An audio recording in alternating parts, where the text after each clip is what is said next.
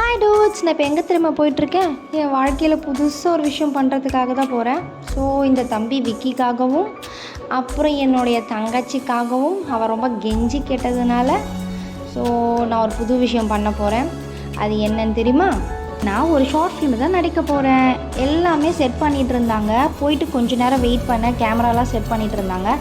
இது எதுக்காக மெயினாக நான் போனேன்னா, எனக்கு தெரிஞ்சது விக்கி மட்டும்தான். அதுவும் என் தங்கச்சி மூலமாக தான் தெரியும். அவனுக்காக தான் நான் போனேன். ஸோ விக்கி, நீ இனிமேல் ஃப்யூச்சரில் நிறைய விஷயங்கள் பண்ணுவேன் நான் நினைக்கிறேன். உன் கூட நான் கண்டிப்பாக ட்ராவல் ஆவேன்.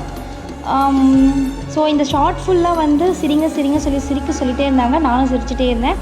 அவுட்புட் வந்து இந்த ஷார்ட் வெளியில் வரும்போது தான் தெரியும். அதாவது இந்த ஷார்ட் ஃபிலிமோ இல்லை மூவியோ என்னென்னு எனக்கு தெரியல சரியா. அது வெளியில் வரும்போது அவுட்புட் எப்படி இருக்குன்னு தெரியும். இந்த இயர் நான் நிறைய புது புது விஷயங்கள் பண்ண போகிறேன். என் கூட நீங்களும் சேர்ந்து ட்ராவல் ஆகுங்க. நான் நெக்ஸ்ட் இன்ட்ரெஸ்டிங்கான வீடியோ மீட் பண்ணுறேன். பாய்.